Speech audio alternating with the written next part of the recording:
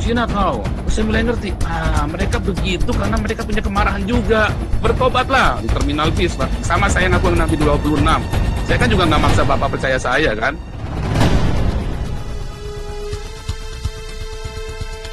Iya, di sini ada rekan wartawan Pak Dinarsa, silakan Pak Dinarsa. Iya Pak, selamat sore Pak. Ya, selamat. Kebetulan sore. saya di Jerman juga ini Pak. Wah, luar biasa nih. Saya dengar Bapak di Berlin ya. Kapan-kapan ngopi lah. Boleh. Cuman mungkin kalau sudah tenang Pak, karena memang saya sekarang jadi harus hati-hati sekali supaya saya jangan membuat khawatir sahabat-sahabat saya. Kalau saya sih udah. Cuma yang penting teman-teman, sahabat-sahabat saya kan juga khawatir ya. Oke, saya main safe. Saya bilang, saya juga nggak akan nantang-nantang. Kalau saya ketemu orang apa, nantang-nantang. Nanti kan kesannya juga saya sombong, arogan. Tadi itu kan. Nah, ini masih live, saya dibilang arogan, Pak. Saya nge-live begini, Pak. Padahal enggak. Kalau saya nge-live, kalau saya sembunyi nanti dibilang kabur. Serba salah kan? Sembunyi dibilang kabur, saya nongol bilang arogan. Enggak, saya nggak mau kabur juga, saya mau tanggung jawab gitu loh. Iya, begini Pak, posisi saya mau menempatkan posisi Pak ya. Saya kan sebagai wartawan, saya nggak punya hak untuk berpendapat atau apapun. Tugas saya ke Bapak hanya sekedar bertanya. Maksudnya tolong dipahami dulu duduknya seperti apa, posisi saya seperti apa, posisi Bapak seperti apa. Jadi seperti itu Pak. Untuk urusan yang segala macam. Bahkan saya pun diam ketika Bapak bilang wartawan mau framing apa segala macam. Terus backfire-nya ke kita, ke jurnalis, ke wartawan. Ya itu sudah resiko profesi kami. Oke, saya pahami sebagai resiko profesi. Jadi yaudahlah nggak masalah. Sama juga Bapak juga mengalami masalah di framing, merasa di framing apa segala macam. Ya itu masalah kita masing-masing. Ya Pak ya. Jadi kita jalan dari sini ya Pak ya. Oke, jadi saya sekarang mau sebenarnya sebelumnya mau nanya dulu. Gimana kabarnya Pak? Sehat Pak? Luar biasa Pak. Sehat. Gimana? Kalau secara mental sehat juga masih Pak? Kalau menurut saya sehat Pak. Iya. Karena kan ini kan sudah dibully oleh orang seluruh Indonesia dan orang seluruh dunia, bukan dibully ya. Maksudnya sedang jadi perbincangan hangat seperti itu Bapak.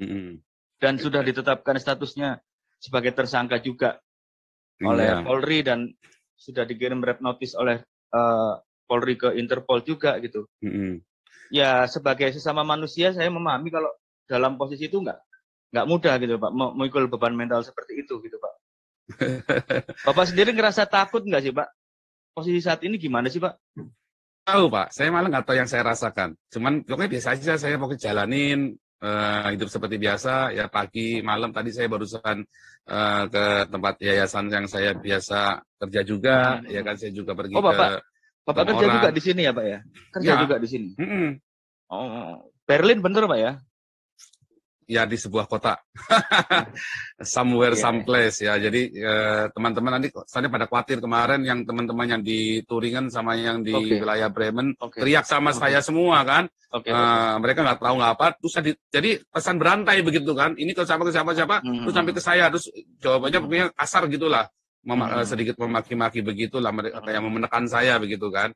Terutama teman-teman gereja itu kan semua. Nah sayanya ya teman-teman ini ya orang-orang bulenya lah, maksudnya orang-orang bulenya saya hanya menyampaikan Paul, dia bilang, ya kan? Iya. Pak, mohon maaf Pak, Bapak sudah, saya mau klarifikasi ya Pak ya, Bapak keluar Indonesia dari 2018 betul ya Pak? Iya. Iya. Dan itu sudah nggak ada hubungan sama yang di Indonesia sama sekali Pak, sampai sekarang Pak? Dalam arti apa hubungan itu? Kontak atau orang nggak ada? Saya udah nggak pernah kontak saudara-saudara saya, keluarga saya di Indonesia karena sebetulnya sejak 2000 saya ini dulu ya, saya ini kan mulai memberitakan Injil ini kan mulai aktif dalam pemberitaan Injil secara terang-terangan. Saya nginjilin orang, baptis orang itu kan sejak 2015, 2014 akhir itu ya, 2014 akhir itu saya mulai aktif agresif memberitakan Injil. Saya baptis rekan-rekan dari kebanyakan Muslim ya, 99% Muslim. Nah, saya baptis, terus saya samperin juga, itu AWF itu saya samperin, ya kan, si Yudi Mulyana saya samperin, dulu siapa itu, yang barusan in memoriam itu, Ali Makrus, itu saya samperin. Nah, sejak itu saya mulai memisahkan diri dari keluarga. Saya kasih pengertian baik-baik. Yang saya lakukan ini resiko dengan teman-teman mayoritas. Jadi dengan keluarga saya pribadi. Jadi waktu itu saya mulai ganti nomor apa segala macam. Jadi mereka nggak bisa hubungi saya lagi. Pak, apa namanya, dengan adanya kejadian ini, apakah Bapak sudah, artinya, mohon maaf ya Pak ya, ada beberapa pendapat. Nanti kalau pertanyaan yang saya nggak mau jawab, saya akan bilang nggak bisa jawab, begitu ya. Oke, itu hak Bapak, itu hak Bapak. Ya. Jadi gini, dengan apa yang terjadi saat ini, apakah Bapak memahami, apakah ini mungkin dalam frame mindset Bapak ini adalah sebuah risiko perjuangan seperti itu, atau Bapak nggak nyangka akan ada reaksi seperti ini, Pak? Ya, memang ini kan risiko apa yang kita yakini, Pak. Yang kita yakin sesuatu, kita menyampaikan sesuatu, karena kan setelah saya tahu, saya percaya, buat saya ini adalah, saya kan punya masa lalu yang tidak baik, Pak. Semua orang sudah tahu lah, saya tidak baik, ya kan. Saya pernah. Saya menjadi seorang hamba Tuhan, menjadi seorang pastor ini dari tahun 99. Saya punya masalah ini. Saya sering cerita kok, saya punya masalah yang tidak baik. Dan ini buat saya adalah sebuah ya udah, ini cara saya untuk mungkin yang harus saya tempuh begitu loh, untuk ya semoga saya masih berguna ya kan, untuk bagi manusia, bagi umat manusia. Oke Pak. Terus berarti Bapak ini di sini ada pekerjaan, terus apa segala macam. Apakah pekerjaannya itu berkaitan dengan Injil tadi yang seperti Bapak bilang itu, Pak? Iya, sangat berkaitan. Saya di sini sudah baptis ratusan orang imigran dari ini ya, dari apa namanya, dari Timur Tengah itu ya. Saya sudah baptis banyak orang-orang ini. Iya, kalau di sini banyak dari Turki. Non-government organization ya, jadi. NGO ya Pak ya. Pakai nama Joseph Paul atau pakai nama yang Cindy Paul? Joseph Paulsan, Pak. Oh. Iya. Ini saya konfirmasi lagi ya Pak ya. Mohon maaf ya Pak. Ini yang Cindy Paul Suryo Mulyono ini benar ya Pak? Itu nama saya dulu, Pak. Oh, gitu ya. Jadi apa ada tahap ketika Bapak merasa saya harus ganti nama karena saya sudah tercerahkan atau seperti apa gitu, Pak? Ya, itu nama baru saya setelah saya kembali melayani Tuhan. Saya bilang, tetapi saya tidak berarti saya memungkiri masa lalu saya yang tidak baik, karena saya memang, kita semua punya salah lah, tapi saya kebetulan terlalu salah. Kebetulan saya ini terlalu salah, Pak. Gitu loh, Pak. Nah, kan jadi, kita semua punya masa lalu tidak baik, tapi saya punya tidak baik gitu loh. Jadi supaya tidak terlalu apa namanya, orang terus langsung siap apa, tapi kan memang semua orang tahu dan tidak pernah saya tutupin. Tidak pernah saya tutupi, kan ada semua itu kan gampang, tinggal browsing internet, siapa sih kan ketemu semua kan. Saya itu nggak pernah nutupin identitas saya. Bapak merasa harus ganti nama itu sejak kapan, dan kenapa kok milih nama yang itu, Pak? Apa ada makna khusus? Sejak 2000, saya tuh pakai 2016 akhir. Buku saya yang di buku saya itu ya, buku saya yang berapa ya itu ya, yang pertama apa yang kedua ya, saya udah mulai ganti nama. Yang pertama ya, saya nulis buku itu saya udah pakai itu. Ya, sejak itu. Oke Pak. Bapak, kan saya juga mengikuti beritanya, pemberitaan Bapak di tanah air seperti apa ya Pak. Bapak bilang sudah menanggalkan status sebagai WNI, betul seperti itu Pak? Iya kan, kalau saya sudah tidak niat pulang kan saya harus menanggalkan. Nah, tadi sudah saya jelaskan di depan. Iya. Prosedurnya bahwa di Eropa ini prosedurnya itu ada berbagai cara untuk menempuh prosedur supaya legal. Dan saya legal di sini, Pak. Iya, Bapak, maaf. Berarti belum warga negara Jerman. Masalah legalitasnya semua saya nggak bisa jawab karena nanti saya salah saya kan ada lawyer, Pak. Jadi saya nggak boleh jawab yang berkaitan dengan masalah kewarganegaraan, karena saya ada lawyer. Nah, tapi masalah kasus saya pribadi saya jawab, nggak apa-apa, nggak masalah. Tapi untuk masalah legalitas apa segala macam, mengapa saya bisa dapat itu apa segala macam, mengapa saya bisa legal, saya nggak boleh jawab, Pak. Karena nanti orang-orang ikut caranya begitu, dia masuk Eropa berduyun-duyun, Pak. Cara-cara itu adalah harus benar-benar tahu. Kalau nggak tahu cara itu nggak bisa aja pokoknya. Mohon maaf. Dan itu saya bisa dipersalahkan kalau saya cerita-cerita caranya bagaimana. Gitu loh, Pak. Okay. Berarti sekarang gimana statusnya Bapak ini? Ya pokoknya statusnya saya melepaskan warga negara Indonesia dan saya di bawah Jerman atau gimana? Di bawah hukum Eropa sekarang. Enggak dong, enggak stateless dong. Nah, jadi kan namanya harus ada warga negara. Mungkin itu di stop dulu, Pak. Karena itu nanti biar dari lawyer, Pak. Karena itu ngomong itu. Saya sudah dikasih tahu nggak boleh jawab semua yang tentang kewarganegaraan Kecuali pokoknya saya hanya kasih tahu ada banyak cara untuk tinggal di Eropa dengan legal, tetapi cara-cara itu tidak banyak orang yang tahu. Intinya dan tidak ada di internet juga soalnya. Jadi itu hanya tahu kalau kita ketemu lawyer di sini, kita baru ngerti, caranya begitu. Dan itu pun lawyernya lawyernya tertentu. di sini berarti ya Pak ya? Iya dong, kita ada lawyer juga kan di sini. Iya. Dan saya nggak boleh kasih tahu negara bagian mana, itu kan luas kan. Jerman itu kan luas, Eropa ini kan luas semua. Jadi saya juga nggak boleh bilang membawa state sesuatu, saya nggak boleh Pak. Jadi nanti saya dipersalahkan. Ya, itu nggak boleh bawa state-nya, nggak boleh. Tadi kemarin yang memframing saya Jerman kan bukan saya kan. Ya kan? Makanya saya selalu bilang Uni Eropa, karena nanti saya dipersalahkan Pak. Enggak, karena ini Pak, karena saya kan juga dapat konfirmasi dari KBRI Pak, bahwa memang Bapak terdaftar sempat masuk ke Jerman, seperti itu. Jadi iya, betul. Tapi kemudian bukan saya ngomong, tapi loh ya, maksudnya janjian bukan saya ngomong ya. Perkataan Jerman itu bukan dari saya, karena supaya jangan nanti saya dipersalahkan oleh lawyer saya bahwa itu kata-kata saya. Saya tidak pernah berkata itu Jerman karena nanti saya dipersalahkan. Tapi kalau yang ada di TV itu segala macam dan pernyataan dari teman-teman itu ya memang kan sudah ada terang-terangan di depan mereka, ketemu mereka, ya masa saya mau menyangkal kan nggak bisa juga. Iya Pak. kan begitu Pak. Iya. Terus ini Pak, Bapak selama ini isu-isu ini meluap, menjalani hidup seperti apa Pak? Biasa-biasa aja, santai saja, atau ada kekhawatiran? Yang ribet itu teman-teman dari gereja Pak, karena gereja kan cuci tangan dan nggak apa-apa. Memang itu kan saya tidak mewakili gereja. Nah, terus gereja di Indonesia ya Pak ya? Ya, marah dengan saya, termasuk gereja-gereja Indonesia di Eropa. Ya. Mereka marah dengan saya, marah sekali, bukan cuma marah sekali dengan saya. Tapi saya kan berhak melakukan apa yang saya yakini. Dan saya kan tidak menciderai orang, Pak. Saya kan tidak melakukan kekerasan terhadap orang lain yang merugikan nyawa orang lain, atau saya menipu untuk di YouTube saya sendiri pun saya tidak pernah kasih nomor rekening saya. Saya hati-hati sekali, Pak. Karena saya tidak mau apa yang saya yakin dan saya perjuangkan ini terkontaminasi, Pak. Dengan itu semua tadi fitnah. Oh, ini hanya mau panjat sosial, hanya mau cari uang.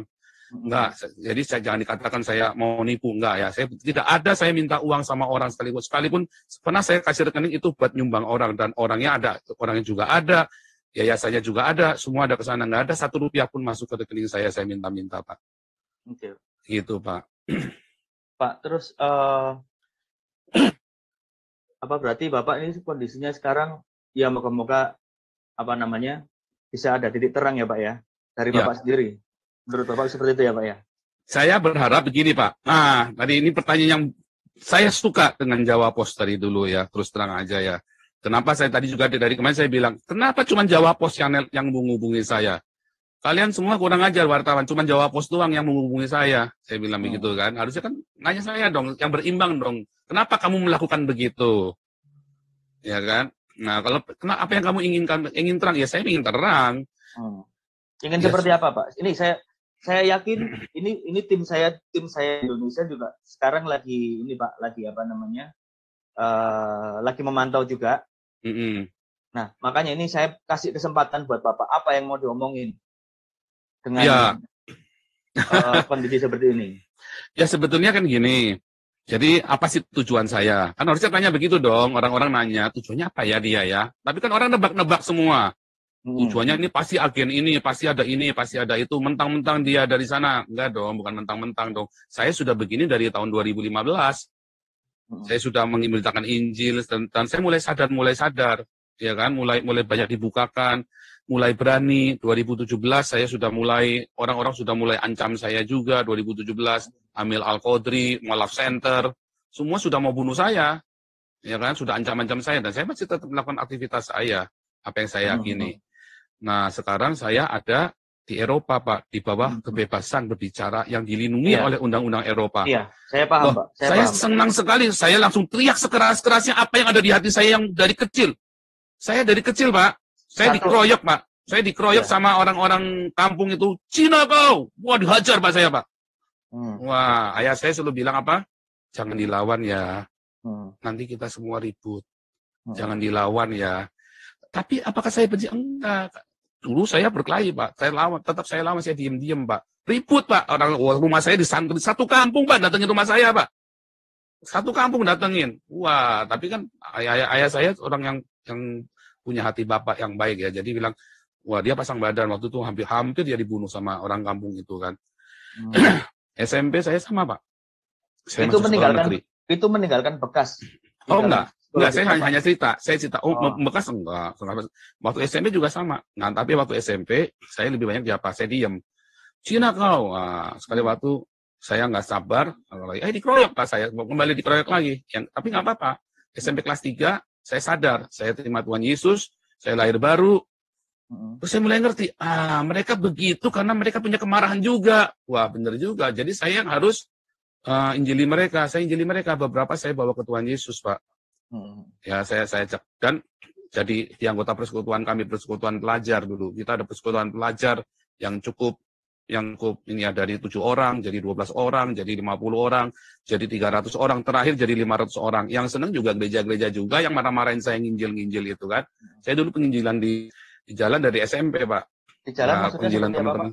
Door to door. Di jalan saya teriak-teriak, bertobatlah di terminal bis, Pak. Saya gitu, teriak, Pak? Iya, masuk. Wah, mau digambarin orang tuh, Pak.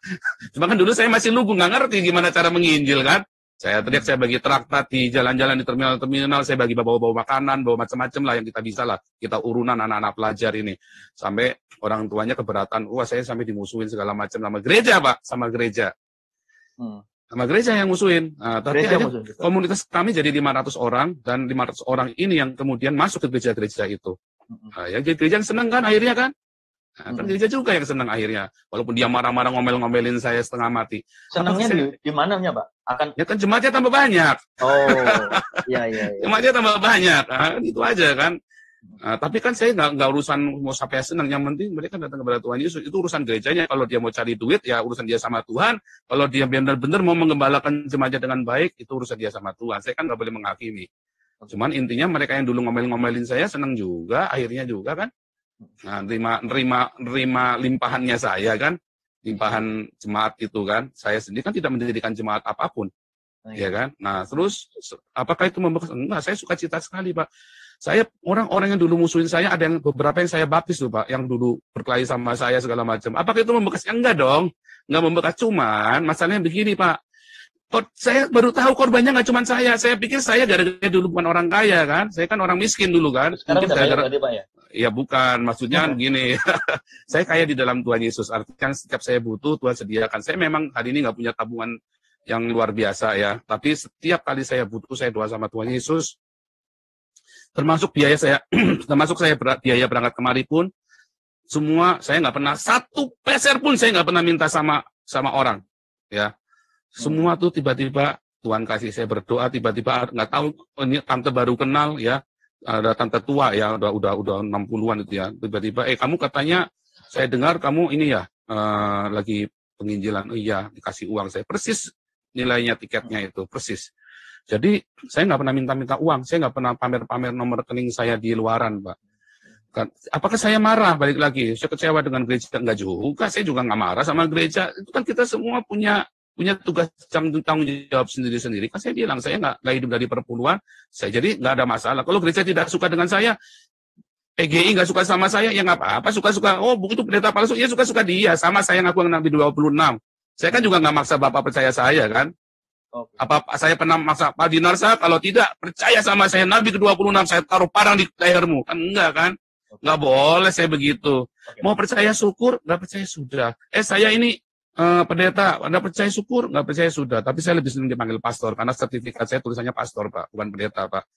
Gitu. Oke, Pak. Pertanyaan selanjutnya, Pak. Ya, saya memahami jalan hidup Bapak sebagai, Bapak bilang tadi penginjil, apa segala macam, dan harus mengabarkan apa yang menurut keyakinan Bapak betul, benar gitu, Pak ya. Nah, dan ketika sampai pada momen ini, apa yang Bapak sampaikan itu akhirnya mungkin menyakiti orang lain yang punya keimanan lain apa segala macam. Betul. Terus dan kejadian seperti saat ini gitu, Pak. Terus Bapak dijadikan tersangka apa? Dan bola es terus menggelinding sampai nggak tahu sampai sebesar apa gitu, Pak. Bagaimana Bapak mengantisipasi situasi ini? Apakah Bapak sadar kalau itu saya menyakiti, atau memang Bapak menyampaikan apa yang menurut Bapak ingin disampaikan aja seperti itu, Pak? Saya sudah pikirkan, Pak. Yang bisa stop ya wartawan, Pak. Yang bisa menstop bola saljunya hanya wartawan. Kan wartawan viral kan? Nah, contoh ya, ini contoh. Waktu saya membaptis si Ali Makrus sama Yudi Mulyana, kemudian akhirnya dibaptis juga ya. Saya injili Yudi Mulyana tahun 2017. Terus tiba-tiba dia marah-marah sama saya kan. Terus tiba-tiba saya kaget Yudi Mulyana dibaptis. Misalnya begitu kan. Tapi kan para mualaf-mualaf itu kan nuduhnya saya yang membaptis. Saya lagi di sini, gimana saya cara baptisnya Yudi Mulyana kan? Ya tapi intinya saya bersyukur. Pokoknya mau apapun Yudi Mulyana sama Ali Makrus, Ustadz dua Ustadz ini kan nyatanya kembali kepada Tuhan Yesus. Yang memviralkan siapa? Apa saya? Bukan kan? Yang orang Islam sendiri kan, orang-orang Muslim sendiri kan. Nah, waktu saya ngomong kemarin, ya kan, banyak yang YouTubers yang ratusan ribu, ya kan, Refli Harun, Rudi Kamri, Denny Cokro, Denny Siregar. Apa saya memviralkan? Bukan. Mereka yang memviralkan saya, Pak. Bapak belum ya, tapi kayak Detikcom kemarin. Saya bersyukur ya, saya terima kasih buat Jawa Pos, Detikcom. Saya nggak nulis, Pak, karena saya belum dapat. Terima kasih. Saya respect, dan saya dari dulu memang suka baca Jawa Pos, Pak. Karena memang dari dulu saya bilang, ini orang-orang Jawa Pos ini memang objektif, jadi hati-hati. Dan mudah-mudahan kali ini pun objektif juga ya, nanti waktu nulisnya pun. Nah, kayak Detikcom, dia tulis hati-hati dan malah menghubungi saya, Tirto juga menghubungi saya. Artinya kalau memang mau memberitakan, jangan cuma diberitakan satu yang potong, yang kagak ngerti, orang-orang kagak ngerti apa-apa, terus Menkominfo bilang blokir itu akunnya Joseph Pauluzang. Sekarang saya harus mengaku, memang sudah diblokir, bagaimana? Bagaimana orang mau tahu kebenaran dong akunnya diblokir sama kalian? Kalian cuma potong sepotong, saya bilang Nabi ke-26 bla bla bla, ya kan? Terus yang lainnya ada apa di sebelum dan sesudahnya? Yang bikin ulah siapa yang motong itu? Wartawan.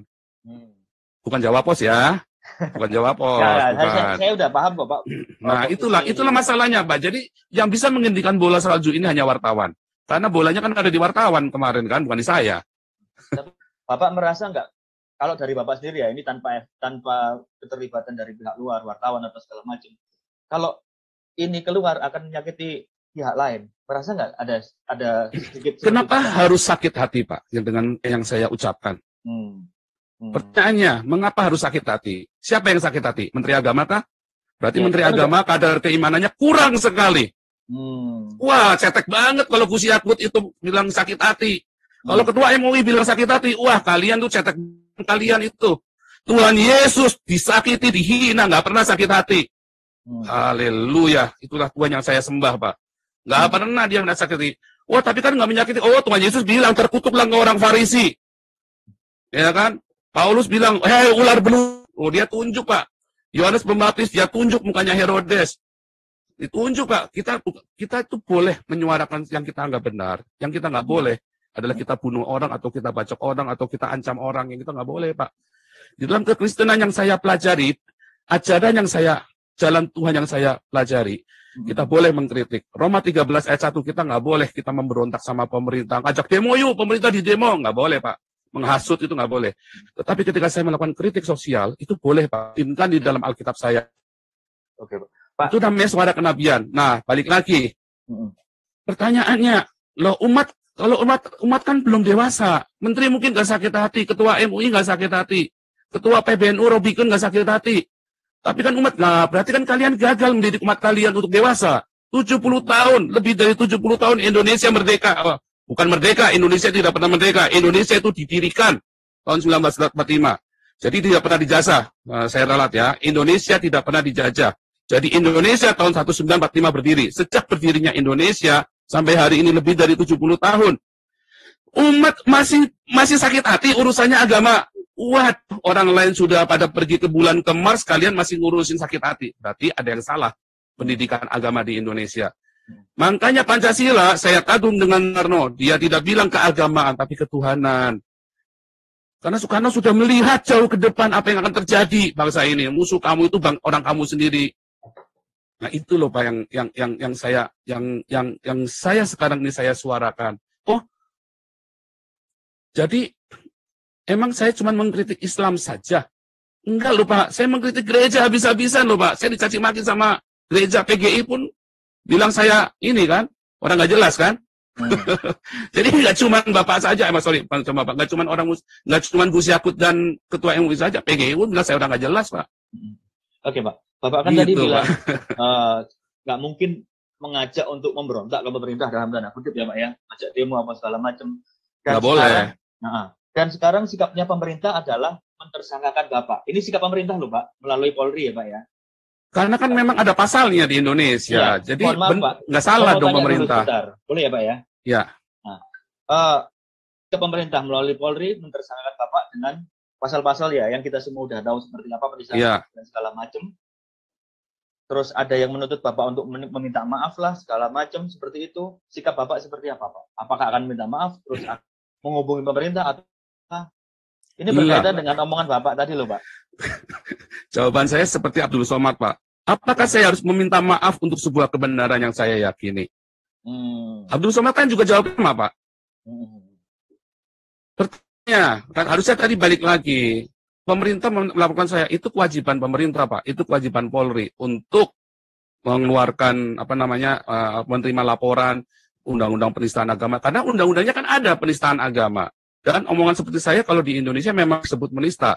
Sama seperti Yahya Waloni, Abdul Somad, Tengku Zulkarnain, Haikal Hasan, dan Habib Rizik. Sama dengan Stephen Indra Wibowo, Irina Handono, Hani Christian. Sama Pak Moko Ginta almarhum. Sama Pak yang saya omongkan. YouTubers lain banyak yang lebih ngeri dari saya Pak. Mereka semua berkeliaran. Ya kan? Jadi undang-undang penistaan agama ini buat siapa? Buat kami minoritas atau buat kita semua? Kemarin Pak Jenderal Junius Tobing dia cerita kuliah kebangsaan, ya kan? Beliau yang kasih judul sendiri, ya kan? Siapakah kita? Karena di Indonesia sekarang ada kami dan kita, Pak. Siapakah kami? Siapakah kita? Oh, berarti kalau bukan kami, outsider. Kamu bukan kami. Wah, ini bahaya sekali. Itulah perpecahan, Pak. Orang-orang yang bikin kami itu. Itulah yang namanya anti Pancasila. Saya Pancasila sejati, Pak. Lihat ya, YouTuber semana di Indonesia, sekalipun Denny Siregar, yang bikin kuliah Pancasila tiap seminggu sekali. Cuman saya, Pak, tak tongkrongin. Dapat duit nggak? Enggak, Pak. Kira enak kuliah Pancasila. Pak, mohon maaf ya, Pak. Tapi kenapa Bapak melepaskan warga negara Indonesia kalau Bapak mengaku Pancasilais? Kalau saya tidak lepaskan, saya ditangkap dong, Pak, dipulangin. Gimana, Bapak? Itu namanya berhikmat, Pak. Saya harus korbankan, nggak ketemu. Pak, kalau orang tua saya mati sekarang, Pak, saya nggak boleh pulang, Pak. Bukankah itu pengorbanan saya, Pak? Sekalipun mungkin Indonesia akan memaafkan saya, ya kan? Udah diampuni hukumnya. Tetapi saya, sekalipun orang tua saya meninggal, saya kan nggak bisa pulang. Begitu saya pulang, selesai semua. Sekalipun pemerintah pun bisa memaafkan, belum tentu orang Islam yang cetek-cetek ini ilmunya bisa memaafkan saya, toh? Nah, jadi justru itu pertanyaan saya, Pak, kepada saya menggugat Indonesia dan Pancasila. Iya dong, Pak. Iya. Seperti apa, Pak? Saya dari kecil PMP, PSBB, sejarah diajarin lagi, bolak-balik diajarin lagi, sampai kuliah diajarin lagi. Sampai sekarang Pak Jenderal Junius Tobing masih ngajarin Pancasila. 6 jam tuh, Pak, kalau kita cerita Pancasila di YouTube saya, Pak. 4 minimum 3,5 jam. Sampai 6 jam. Tak tongkrongin, Pak. Saya pengen tahu. Akhirnya saya bilang sama Pak Junius, Pak Jenderal, ini cuma retorika. Nyatanya kan nggak ada yang begini, Pak Jenderal. Nggak ada. Ini semua retorika doang. Mana ada Pancasila di Indonesia? Eropa lebih Pancasila daripada Indonesia. Maksud Bapak, ya kan? Seperti Pak? Ketuhanan yang Maha Esa. Apa di Eropa pernah ada Bapak dengar persekusi agama di sini? Justru orang-orang yang dipersekusi agama larinya ke sini. Orang-orang dari Timur Tengah, Muslim semua, apa di sini dilakukan anarkis? Hampir tidak ada. 1-2 itu oknum yang benar-benar sedikit sekali. Ada, Pak, di Hanau. Wah, itu sedikit sekali, Pak. Tapi ada pemantiknya apa? Pemantiknya apa? Kejadian di ya itu di Hanau yang orang mati, yang orang mencontoh gitu kan? Apa tahu? Itu ada pemantiknya, Pak. Gimana, Pak? Coba diceritakan. Pak. Iya, itu kan pemantiknya ceritanya kan kemarin di mana itu kemarin di Kolen. Makanya orang-orang mulai ada Islamofobia. Walaupun di Eropa ini kita diajarin, saya lihat anak saya sekolah ya, dididik begitu ya. Saya lihat kurikulumnya diajarin untuk nggak ada anti sama agama lain. Kalau di Indonesia diajarinnya apa kemarin? Injil sudah dipalsukan, ya kan? Itu kurikulum pelajaran itu pernah saya muat itu buku-buku pelajaran. Injil sudah dipalsukan, geblek ini. Menterinya siapa itu waktu itu? Menterinya sebelum waktu zaman SBY terakhir. Injil malah diizinkan buku Injil lah. Di sini nggak boleh Pak begitu Pak. Berarti yang lebih Pancasila mana? Kan nggak ada, kan kelihatan sekali Pak. Nah jadi jelas Pak di sini. Masjid Ahmadiyah gede tuh di Turingen paling gede. Boleh. Sementara orang Syiah gede juga masjidnya. Di Indonesia, dibakar seorang-orangnya Pak. Oh itu fakta Pak, jangan cerita enggak fakta tuh diusir karuan Pak. Jadi lebih Pancasila mana? Lebih Pancasila Eropa Pak daripada Indonesia Pak. Iya kan? Jadi kalau kemanusiaan yang adil dan beradab, kemanusiaan yang adil dan beradab. Kita semua imigran, jangan tanya Pak, Bapak tahu sendiri imigran. Saya kan pelayanan imigran, Bapak kan juga ada di Jerman. Ya kan? Di Jerman juga paling banyak imigran, ada sekitar 11 juta itu. Sekarang saya nanya, imigran di Jerman sepatunya Nike semua, Adidas semua Pak. Iya, betul Pak. Coba manajer di Indonesia mau beli Nike ngeden Pak. Manajer loh Pak. Manajer bank Pak mau beli Nike ngeden Pak. Aduh. Kalau itu nama ngeden Pak. Dimanusiakan sekali Pak orang-orang ini Pak. Dikasih rumah, dikasih pengobatan gratis, anaknya di sekolahin sampai kuliah gratis Pak. Tahu, itu Pak. kan kemanusiaan yang adil dan beradab Pak. Dimanusiakan orang ini imigran hidup dari pajaknya orang Eropa. Ya kan? Persatuan.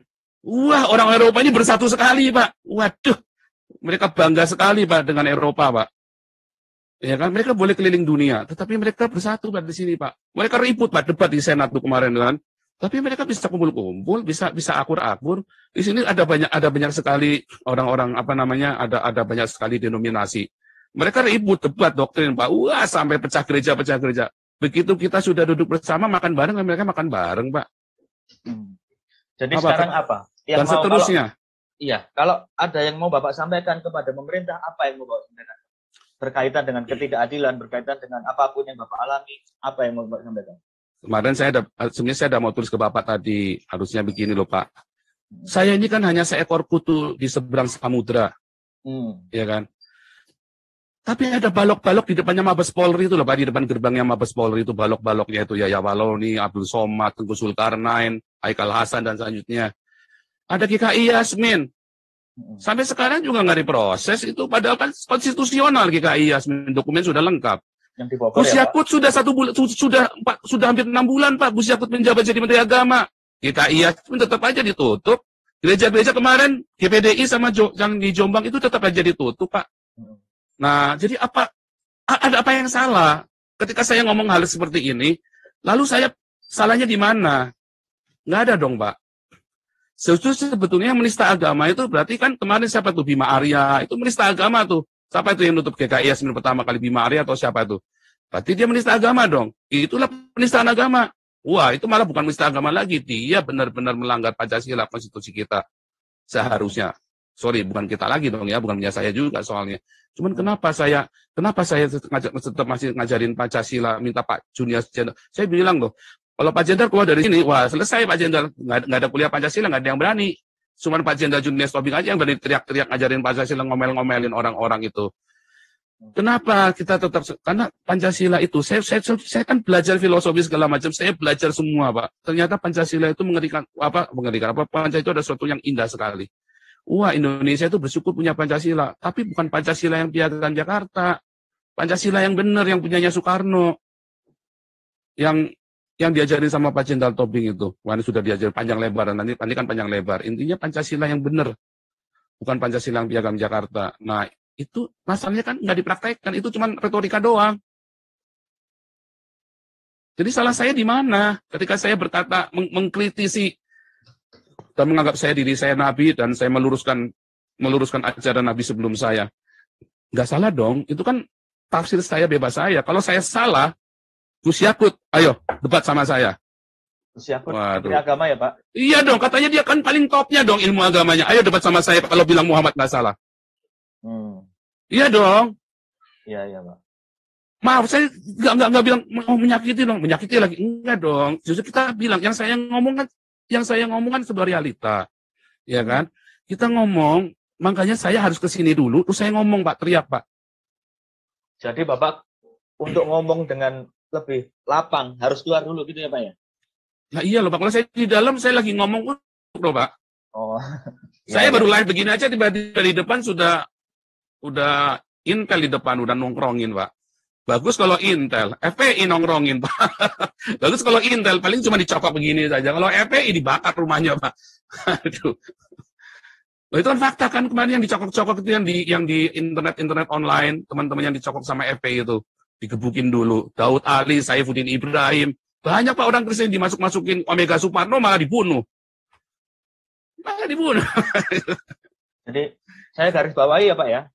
Jadi permintaan Bapak pertama adalah mau menantang Gus Yakut diskusi ini Pak. Benar ya Pak? Iya Pak.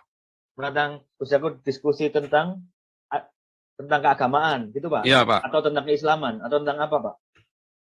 Kalau saya kan bukan Islam Pak. Kalau tentang keislaman saya salah dong Pak. Oh, saya kan bukan Islam, kecuali saya pernah belajar di Stein. Tetapi kita cerita keagamaan dong yang universal. Enggak, soalnya ada orang juga yang bilang kenapa kok dia bukan Islam tapi kok ngaku Nabi ke-26 itu kan sudah masuk ranahnya Islam. Nah, betul. Nah itu tadi pertanyaannya. Kan saya boleh-boleh saja mau ngaku Nabi 26, 27, 28, 29, suka-suka saya kan. Semua orang kan boleh ngaku jadi Nabi. Emang ada larangan dilarang menjadi Nabi? Kayaknya belum ada undang-undang dilarang menjadi Nabi di seluruh dunia deh Pak. Tapi ada umatnya nggak Pak? Kalau udah jadi Nabi Pak? Ya, mudah-mudahan sudah ada Pak. Mudah-mudahan sudah ada. Tapi saya nggak pernah maksa-maksa ini orang-orang buat ngakui saya loh. Suka-suka mereka mau ngakui saya apa enggak kan suka-suka mereka Pak. Iya. Oke Pak. Jadi itu ya Pak ya. Pertama pengen diskusi sama Gus Yakut. Terus yang kedua nggak merasa apa ya. Kalau orang-orang bilang Bapak bersalah, Bapak merasa ya ini memang yang harus saya sampaikan. Seperti itu ya Pak ya. Pak, jalan yang saya tempuh itu jalan yang menyakitkan Pak. Saya sendiri pun ngeri-ngeri sedap Pak. Saya tampilkan setiap live YouTube saya. Ya banyak ya, tadi aja saya nyanyi sendiri karena istri saya lagi pergi. Saya selalu menyampaikan kepada selalu membawa anak istri saya Pak. Saya tampak muka anak istri saya semua ada. Ya saya yakin keluarga istri saya juga teriak-teriak Pak kalau dia tahu ya kan. Saya nggak tahu mereka tahu apa enggak. Tapi kalau tahu mereka pasti juga akan ngeri-ngeri sedap karena memang kita udah bilang waktu kita mau berangkat kita lost contact jangan dikontak, tapi kita pasti kalau ada sesuatu yang membahayakan kalian kita akan kasih tahu. Yang sampai hari memang kita belum ada berusaha untuk ini ya, saya belum ada berusaha mengontak keluarga saya ya, saya belum ada niatan karena menurut saya pemerintah Jokowi ini kan relatif ya lebih baik ya. Saya bukan pendukung Jokowi ya, sorry ya, saya tidak lagi pamit, tapi memang pada kenyataannya kan lebih aman walaupun gereja-gereja lebih banyak ditutup di zaman Jokowi. Ya kan? Itu kan fakta kan? Gereja ditutup di zaman Jokowi lebih banyak, Pak. 200 gereja, bayangin. Merasa di prank gitu, Pak? Apa gimana, Pak? Maksudnya di frame dalam arti apanya? Merasa di prank gitu, Pak? Kok tambah ketika zaman Presiden Jokowi? Bukan. Karena begini, tadinya orang-orang berpikir mungkin wah di prank nih, teman-teman sesama aktivis kan. Tapi saya ngelihat lagi, terus ada kuliah kebangsaan dengan Pak Jenderal Junior Tobin juga. Oh itu bukan prank itu. Terakhir kemarin ya, lihat ada kota-kota syariah semua, terus tiba-tiba ada pasar syariah, terus ada pasar muamalat dan segala macam. Oh itu bukan prank itu. Oh itu ngeri itu. Itu tandanya ya Jokowi bikin kebijakan diboikot di daerah, termasuk GKI Yasmin. Oh saya bukan jemaat GKI Yasmin dan tidak ada satupun jemaat GKI Yasmin yang saya kenal ya. Saya hanya berdasarkan saya jalan, saya ngelihat, saya lakukan seperti ini. Jadi Jokowi itu bukan ngeprank kita, tetapi dia diboikot di bawah. Dan itu fakta. Kalau zaman Soeharto nggak bisa. Boikot di bawah, diciduk semua itu yang di bawah-bawah. Ini bisa diboikot sama Bima Arya, coba kan kelewatan kan. Kita toleransi, tidak ada undang-undang penistaan agama. Nyatanya saya masih dilaporkan penistaan agama sama politisi PSI yang katanya nasionalis. Kenapa dia nggak ngelaporin Yahya Waloni, si Husin Shihab itu? Kan kamu masuk jebakan Batman saya kan? Kenapa kamu nggak ngelaporin Yahya Waloni, Abdul Somad, dan CS-mu itu semua. Ketahuan si Husin Alwi Shihab ini adalah kadrun yang menyusup kepada nasionalis. Ketahuan, sekarang topeng-topengnya kadrun semua kebuka semua. Ya kan? Siapa-siapa yang kadrun kelihatan semua. Nah, Pak, Anda masuk jebakan saya. Dengan keadaan ini Bapak ngerasa sakit hati nggak sih? Dengan Indonesia secara umum, yang Bapak tadi cerita dari kecil diperlakukan, dipanggil Cina, apa segala macam. Orang tua Bapak tadi bilang hampir dibunuh, apa segala. Bapak merasa sakit hati dengan Indonesia nggak, Pak? Saya tidak pernah sakit hati dengan Indonesia, Pak. Sampai hari ini saya masih mencintai Indonesia. Terus, apa yang menurut Bapak salah dari Indonesia, Pak? Dengan sikap Bapak ini?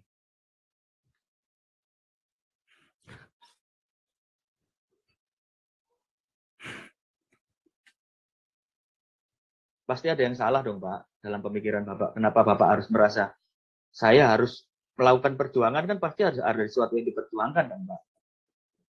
Dan ini konteksnya adalah Indonesia, gitu kan? Jadi begini, Pak. Wah, kalau saya ada cerita Indonesia, memang saya selalu ini ya, apa namanya? Jadi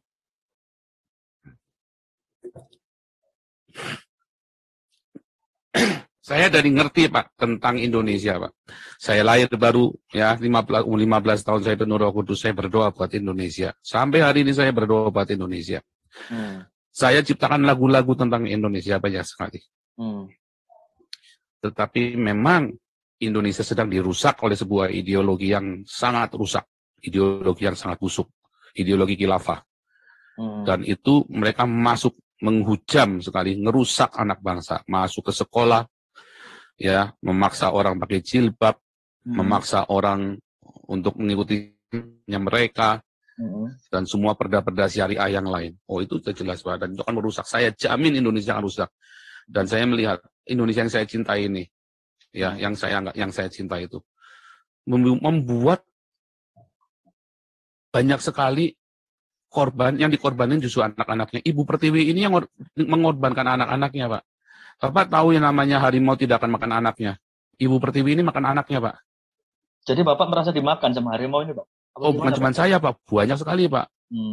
Korban yang dianggap PKI berapa banyak? Yang di PKI kan 3 juta, Pak. Apa Bapak ada ini, Pak? Ada cerita dari keluarga gitu, Pak? Ada kaitannya tentang PKI itu, Pak? Saya tidak punya keluarga yang tersangkut PKI, karena nenek moyang saya dulu dari Partai Komintang yang lari dari Partai Komunis. Jadi jelas keluarga saya penentang komunis. Karena nenek moyang saya dulu anti dengan Partai Komunis dan dikejar-kejar, Pak. Makanya pindah ke Indonesia. Nggak ke Taiwan ya, Pak? Kan ada yang kemana-mana, Pak. Kan itu sebar-sebar kemana-mana. Nah, salah satunya ke Indonesia nenek moyang saya. Itu loh, yang ke Indonesia. Dan itulah kemudian makanya ayah saya pun pernah dikarungin sama PKI, Pak, ayah saya, Pak. Digebukin, maksudnya dikarungin itu digebukin karena memang ayah saya bilang saya juga sama, dasar PKI lu, dia bilang begitu kan, dikarungin bener sama orang PKI, digebukin, Pak. Tapi nggak dibunuh, cuma digebukin doang. Artinya karena orang marah kan, dasar PKI lu, kan waktu kan frame-nya kan jelek kan. Jadi digebukin sama orang PKI, digebukin bapak saya. Tapi kan itu bukan sebuah dia mau bunuh, enggak, Pak. Bukan saya terus saya pro PKI, enggak juga. PKI itu dulu dari santri-santri yang saleh loh, Pak, pendiri PKI itu. Ya, itu rahasia umum, bukan rahasia lagi lah. Pendiri-pendiri PKI itu ada santri-santri yang saleh. Ya, itu kan berasal dari syariat Islam, Pak. Ya, syariat Islam merah. Syariat Islam merah itu, Pak. Itu sudah ada di pelajaran sejarah, Pak. Iya, tapi kan masalahnya kan nggak diakuin sama banyakan orang. PKI lu, PKI kan kalian sendiri kan. Dari kalian sendiri. Tapi kan kita sekarang mau sama-sama cerita Pancasila, Pak. Anggaplah saya ini nabinya Pancasila. Saya menganggap diri saya nabinya Pancasila sekarang. Ya kan? Kalau kemarin saya bilang nabi ke-26, saya bilang sekarang nabi Pancasila. Bagus, Pak, dibikin kaos, Pak, nabi Pancasila. Nah, nanti mau saya bikin Pak nabi Pancasila, Pak. Wah, nanti tinggal siapa yang mau jadi umatnya kan, mau ngaku apa enggak, malah dikebukin nanti, Pak. Nanti saya lagi bikin merchandise Pak nabi Pancasila, nanti dikebukin lagi ntar. Nah, kenapa? Aduh, Pak, ini Pancasila itu begitu saya di Eropa, Pak. Saya, Eropa ini Pancasila banget, kalau diterapkan indah sekali di Indonesia. Waduh, saya itu banyak ketemu ya, Pak, wartawan-wartawan itu. Ada satu wartawan di Belanda yang namanya Michael Mas, Pak. Ya, saya berusaha kontak beliau tapi belum mau ditemuin masalahnya Michael Mas ini. Dia nulis, dia ada satu tulisannya Michael Mas. Indonesia ini udah berubah sekali dalam 20 terakhir ini. Sejak reformasi, Pak. Nggak tambah maju, tambah nggak bener, Pak. Tambah nggak bener kan, sejak reformasi kan. Kelihatannya aja maju, kelihatannya. Wah, kumbir. Di dalamnya, di bawahnya, wah makin parah loh, Pak. Konflik horizontal itu makin ngeri loh, Pak. Sejak reformasi itu, Pak. Kenapa? Karena ada yang mau menggoyang Pancasila. Ya siapa? Ideologi khilafah ini. Dan sekarang menampakkan diri semuanya. Kan saya kan hanya memberikan satu umpan. Contohnya siapa, Pak, yang orang-orang kan kalau ini ada ideologi besar bertahan di Indonesia kan nggak mungkin kok nggak ada yang endorse, nggak ada yang support kan nggak mungkin, Pak. Kalau menurut Bapak siapa sih, Pak, yang endorse? Lah itulah yang teriak-teriak khilafah yang kemarin ngundang Zakir Naik itulah. Siapa itu yang kemarin teriak-teriak khilafah itu? Loh nyatanya kan yang teriak-teriak khilafah nggak ada yang dipenjara kan? Yang PKI dibunuh, yang teriak-teriak khilafah nggak ada yang dipenjara satupun. Felix Xiao, HTI itu, ya kan? Panitianya Zakir Naik. Wah, itu kan bilang harus Islam. Wah, itu bahaya sekali tuh kalau bilang pemimpin harus Islam. Wah, itu melanggar Pancasila, Pak. Nggak ada, Pak. Itu di UUD 45 pemimpin harus Islam. Ya kan?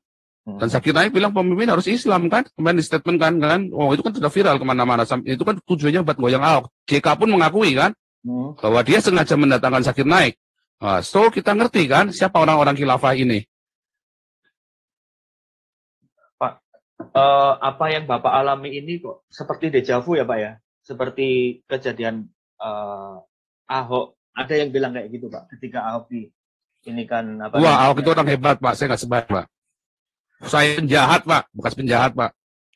Ahok itu orang, wah, levelnya dia di atas saya, Pak. Jauh, Pak.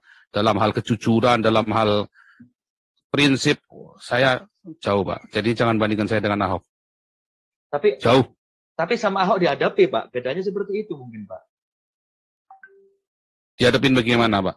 Ya, maksudnya dihadapin persidangan, dia datang, ada apa namanya, dia di penjara, dia dihadapi, dia di penjara.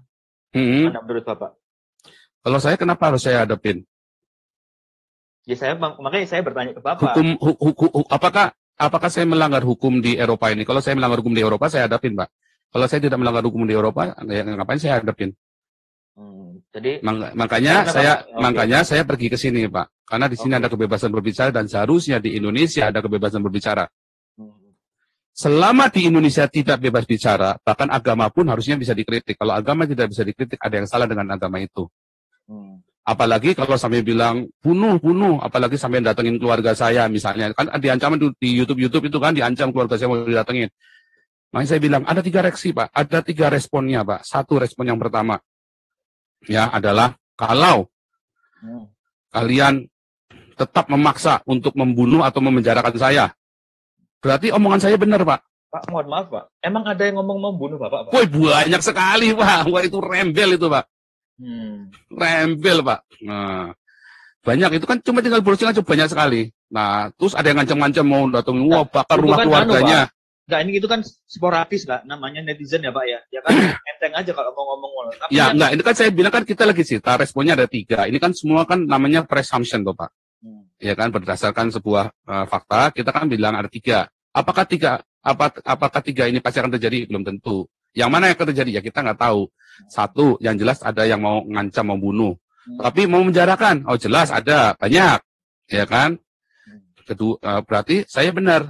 Ya kan? Tadi saya benar, yang semua katakan saya tentang agama itu yang di Indonesia bukan cuma agama Islam doang ya, kan saya kan mengkritik agama Kristen juga, semua agama-agama kan.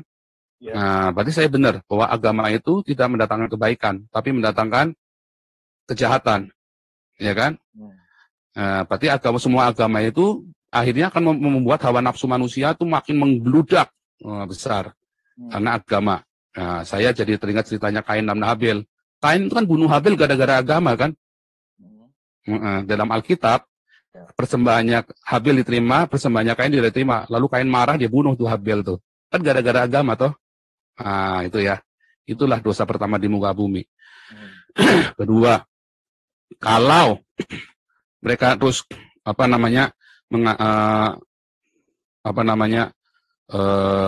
mengancam keluarga saya, ya. Dan bahkan melakukannya, bukan cuma mengancam, melakukannya. Ancaman, Pak, kalau di Eropa udah termasuk teror loh, Pak.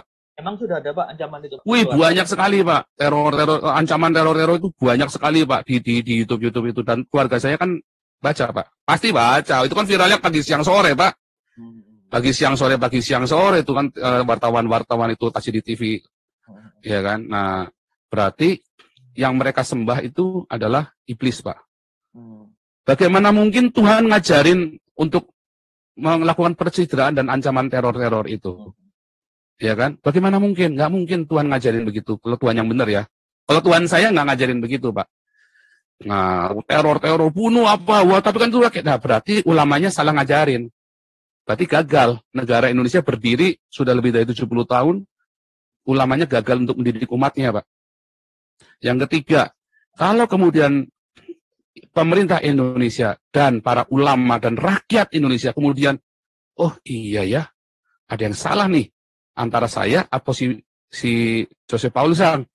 Maka si ini mereka melakukan introspeksi.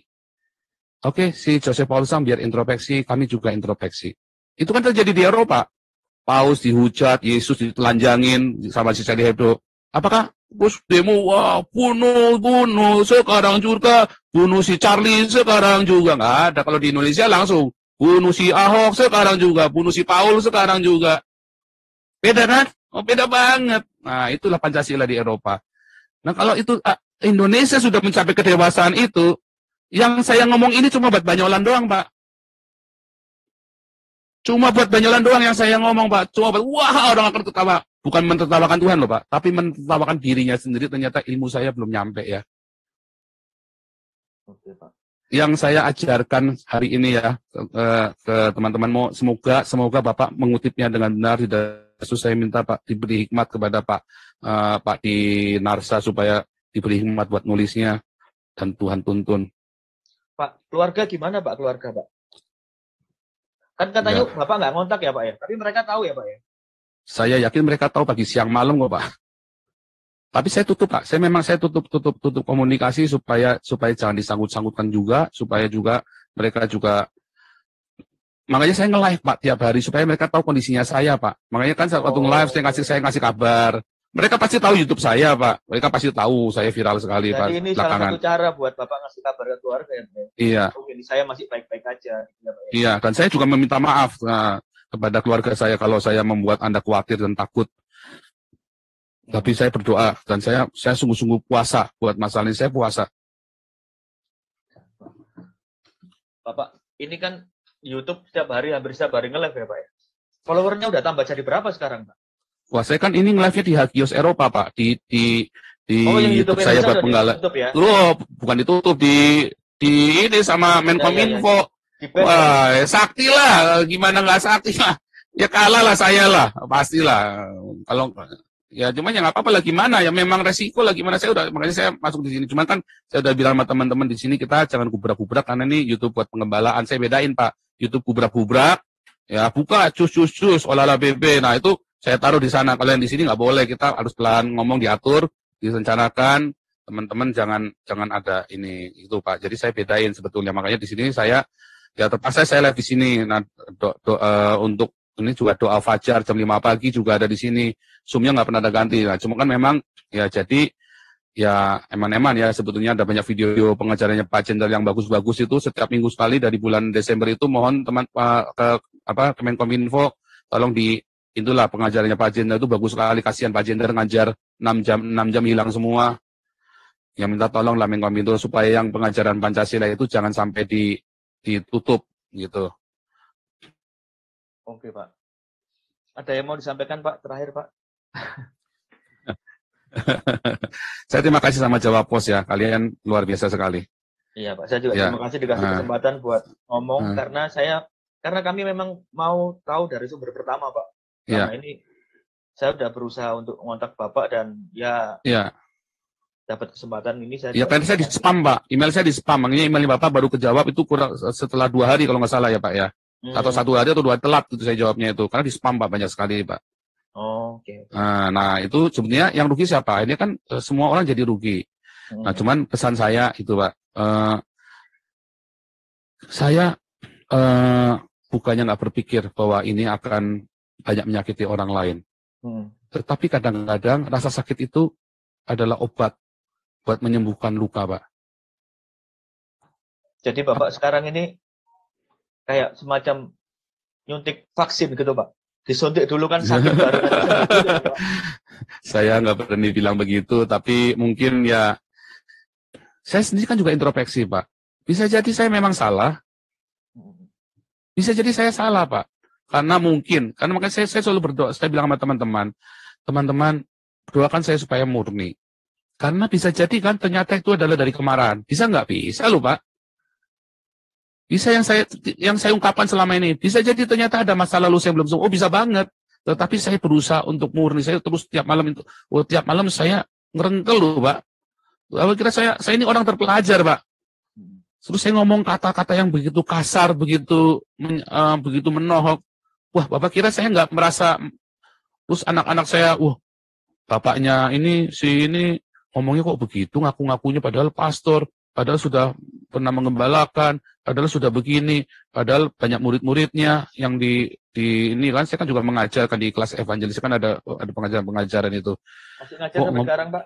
Masih, Pak. Saya kan ngajar di SOM, Pak. Saya saya masih ngajar di kelas-kelas, ada evangelis, kelas apologetik, kelas apostolik, Bible Training Center lah. Saya lagi merintis STT di sini. Semacam STT gitu. Cuman ini kan ribet lah pokoknya. Perizinan sih ribet, tapi sebenarnya nggak ribet. Masalahnya kan harus ada beberapa orang dan harus cari teman yang tepat, apa segala macem.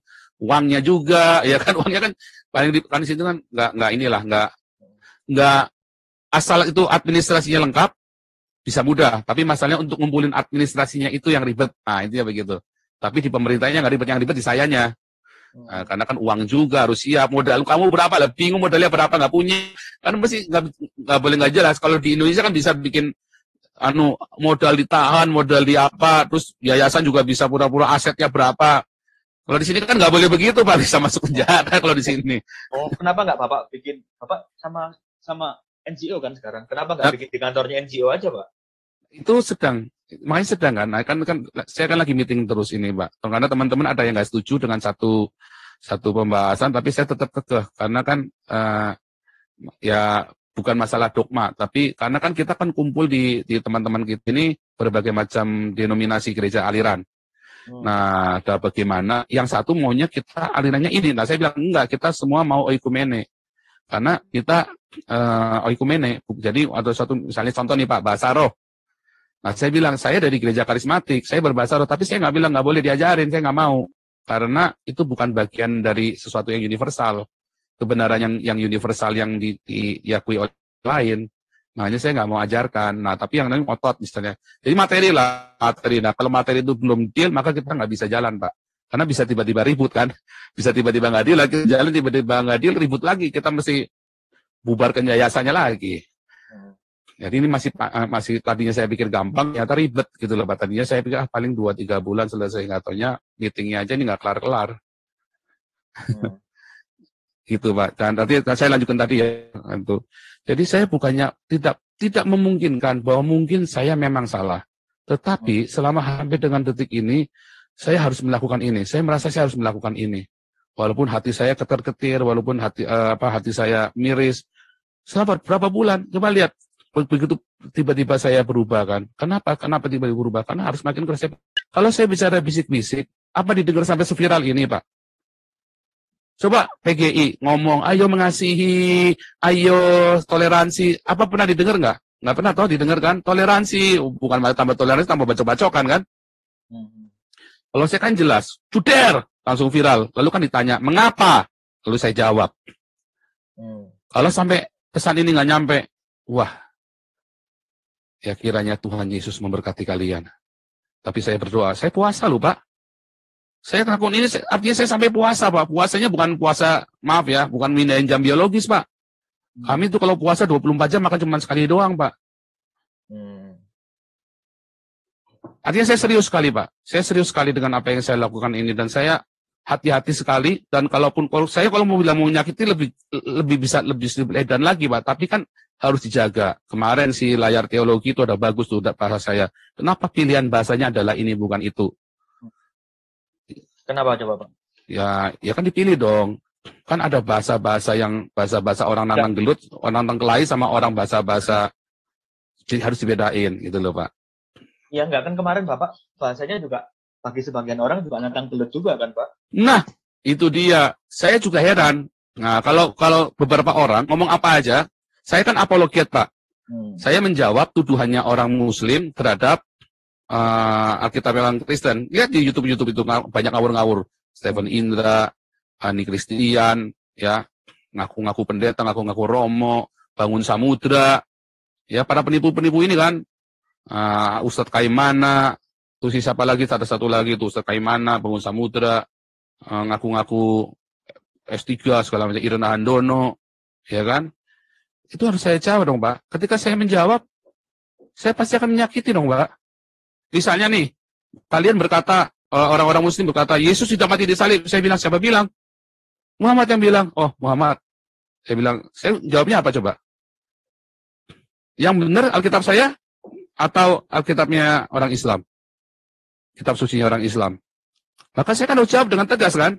Kalau di Indonesia muter-muter Pak. Nah kalau saya milih jeder. Sama kan Pak? Kalau muter-muter, terus orang Islam mau dengar nggak yang kita ngomong? Nggak mau lah Pak, ditutup kupingnya lah Pak. Kafir.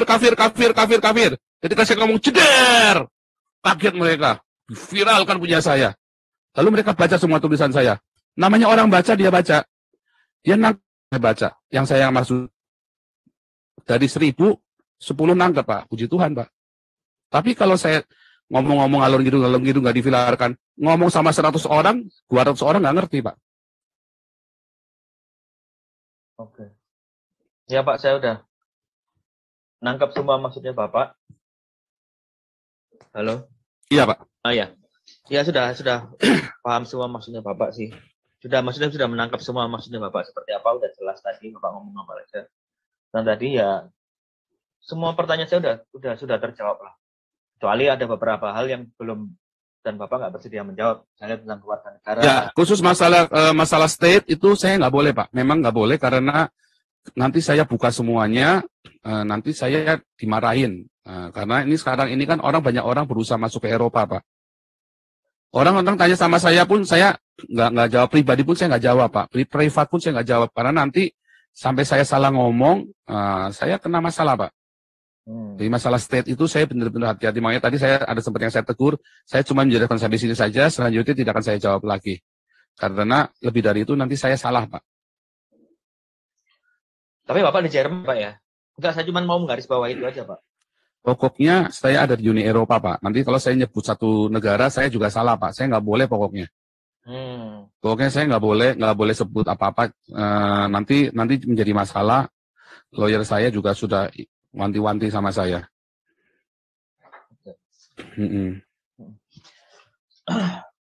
Oke, kalau gitu Pak, terima kasih banyak. Ini saya sudah di host. Bapak nanti kalau sudah reda kita kapan-kapan ketemu Pak, kita ngopi bareng nanti Pak. Baik Pak, ya ini kan mengonfirmasi juga kalau Bapak ternyata tinggal dekat sama saya. Tanpa Bapak. Cuma nanti kalau sudah reda Pak, soalnya kalau belum reda kan nanti aduh takutnya nanti orang-orang marah sama saya karena itu tadi yang saya bilang kan teman-teman itu semua dari mulut ke mulut, terus teman-teman saya yang bule-bule negur saya, karena gue ngasih tahu, dia bilang Paul ini saya hanya menyampaikan, nih teman-teman ya jangan marah, gitu. Ya nggak marah lah. Iya. Ya kan bisa di Alexanderplatz atau di Tiergarten Pak, enak. Iya bisa. Bisa. Iya oke Pak kalau gitu Pak. Terima kasih banyak buat waktunya Pak. Nanti kalau ada saya pertanyaan lagi, saya langsung email aja Pak ya, gitu ya Pak. Iya Pak. Nggak keberatan, saya boleh minta kontaknya yang lebih gampang gitu Pak? Boleh Pak, nanti saya kasih nomor WhatsApp saya Pak. Oke siap. Terima kasih banyak Pak buat waktunya. Terima kasih sekali Pak Dinasa. Nah kalau saya kasih nomor WhatsApp jangan disebar-sebarkan ke teman-teman wartawan lain Pak. Atau kepada pemerintah juga jangan Pak. Jadi maksudnya nanti semua saya ngaku siapa. Nah, kalau jelas. Jadi orangnya harus direct ke saya kasih. Kalau enggak nanti saya tadi siapa ya? Karena udah terlalu gila Pak. Itu nomor saya udah di kemana-manain. Saya sampai nggak bisa seleksi lagi Pak. Oke. Baik Pak. Ya. Ya oke. Yang lainnya kayaknya udah. Oke Pak. Kita biasanya kalau live sampai malam Pak, sampai subuh Pak. Iya ini. Iya, iya. Ini baterainya. Tapi nggak apa-apa. Ya, terima kasih sekali buat Jawa Pos Pak Dinarsa. Biasa sekali teman-teman, luar biasa sekali. Terima kasih buat bantuan Jawa Pos ya untuk menyampaikan aspirasi saya. Oke, Pak. Ya. Pak, terima kasih banyak, Pak. Semoga wartawan yang lain meneladani apa yang dilakukan oleh Pak Dinarsa Jawa Pos ini. Ya, terima kasih banyak, Pak, buat waktunya. Selamat sore. Saya Selamat sore. ya, Ya, bisa. Ya, terima kasih banyak, Pak. Terima kasih Pak, luar biasa sekali, Tuhan Yesus memberkati Pak Dinarsa.